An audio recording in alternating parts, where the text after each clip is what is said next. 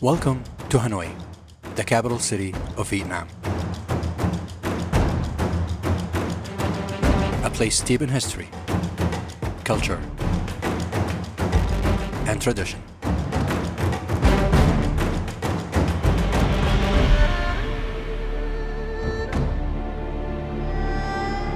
In this episode, we will explore some of the iconic landmarks that are symbolic of Hanoi's past, present, and future.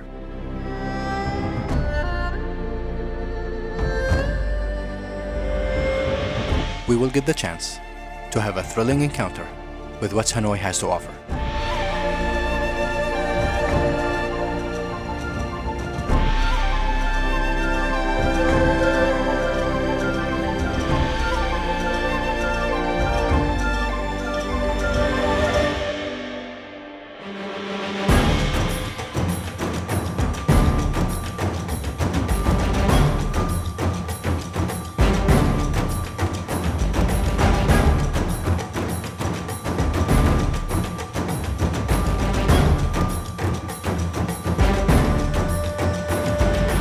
Join me on an unforgettable experience in this beautiful capital of Vietnam.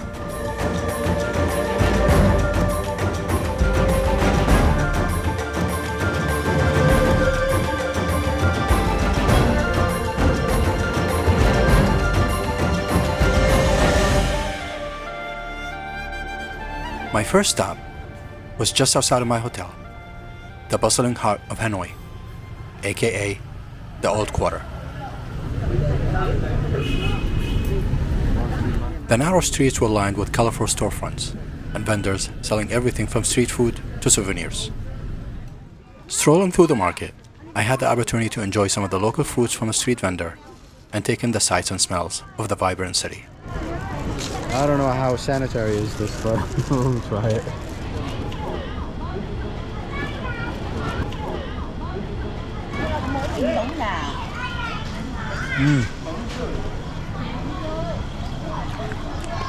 Very juicy. Right before noon, I headed to Hoang Kim Lake, a serene oasis in the middle of the city. The lake was surrounded by a beautifully manicured park, and the iconic Red Hoop Bridge led to a small island in the center of the lake. Legend has it that the Vietnamese Emperor Le Loi was given a magical sword by the gods to fight off invading Chinese forces. Not long after defeating the Chinese invaders, Le Loi was out boating on the lake. Suddenly, the golden turtle god surfaced, prompting Le Loi to return the sword. Le Loi complied and returned the sword. The golden turtle god got back the sword and disappeared into the depth of the lake. Le Loi then renamed the lake Hoang Kim Lake, which means the lake of the returned sword.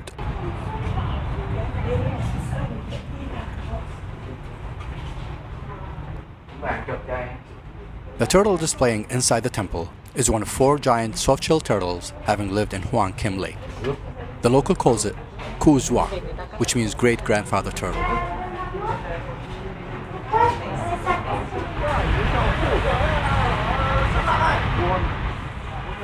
To get ready for the long day ahead, I had a delicious sugarcane juice from one of the street vendors.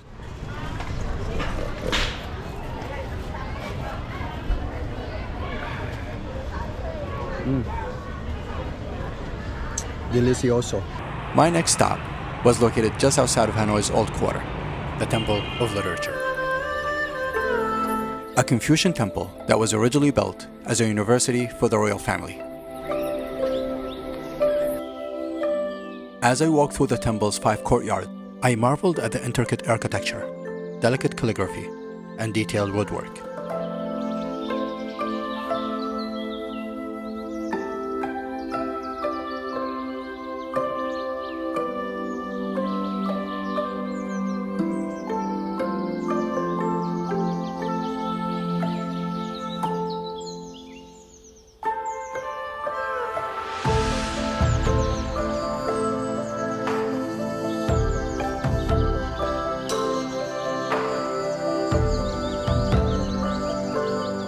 The temple features a collection of steels and stone tablets that bear the names of Vietnam's most outstanding scholars. The stele serves as a testament to the country's long history of academic excellence and intellectual achievements. Today, the temple is a popular destination for both tourists and locals, and a place of reverence for those who seek knowledge and wisdom. My next stop was the Ho Chi Minh Mausoleum, where the body of the beloved Vietnamese leader is preserved. You must follow some rules when entering the mausoleum. You must dress modestly, ensuring your arms and legs are covered. Shorts are not allowed. Cameras and bags have to be deposited while entering the mausoleum, and photography, unfortunately, is not allowed inside. Despite Ho Chi Minh's desire that his cremated body ashes distributed throughout Vietnam, the Vietnamese government had its own plans.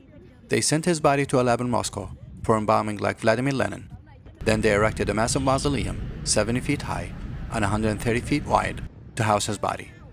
As I stepped inside the massive granite structure, the atmosphere was solemn and respectful. After paying my respect to this beloved Vietnamese leader, I made a stop at the oldest pagoda in Hanoi, the Tran Quoc Pagoda.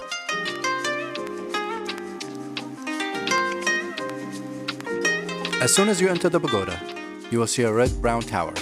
This beautiful tower consists of 11 stories. Each has 6 arched doorways with a white gemstone statue of Amitabha Buddha inside.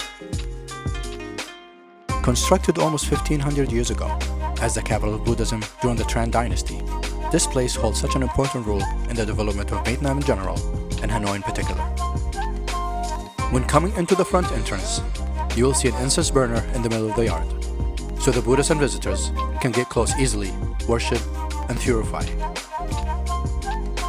To the right of the front hall is the ancestor house. This is a place of worship in the monks' previous generations.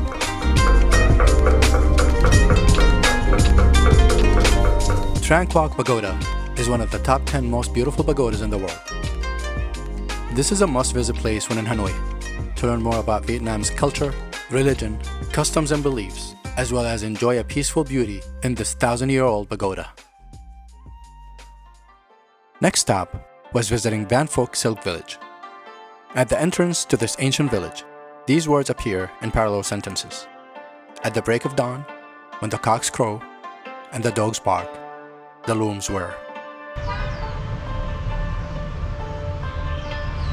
I think this is the old entrance for the Silk Village.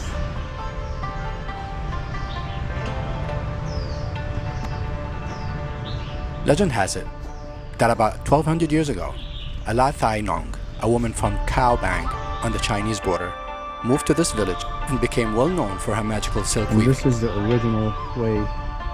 So She this passed the is secrets to hand, the villagers and was worshipped as a god after her death. and this is where they add the engine. This was not supposed to be here. Walking around the village, you never stop hearing the looms going. The sound feels very natural and it blends with everything around.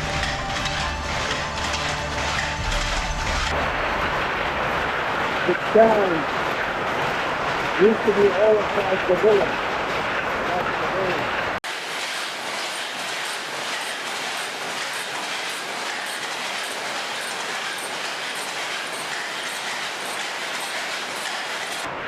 So I put the light.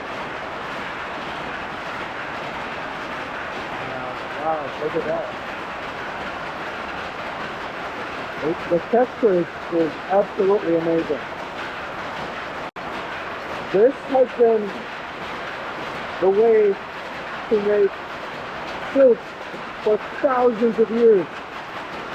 And it doesn't get any better than this. This is the original way of making silk. And yeah, obviously they added some machinery into it, but the concept is the same since thousands and thousands of years. You stop it, change the thread, put a new one.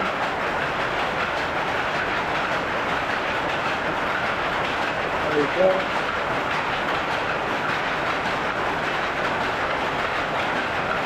Boom, ready to go. Amazing. Van Phuoc silk was first internationally introduced at the Marseille Fair in 1931 and was considered by the French to be the delicate product of the French Indochina region. Since then, this little village produces almost 3 million square meters of silk every year, and almost everyone here works in silk production.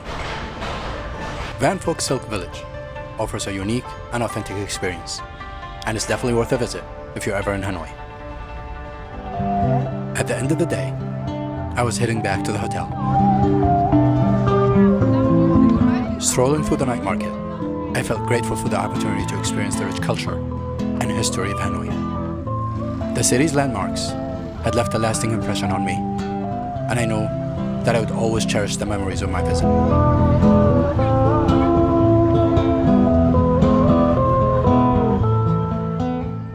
On the next episode, I will take you to an iconic place where sadness is wrapped with happiness.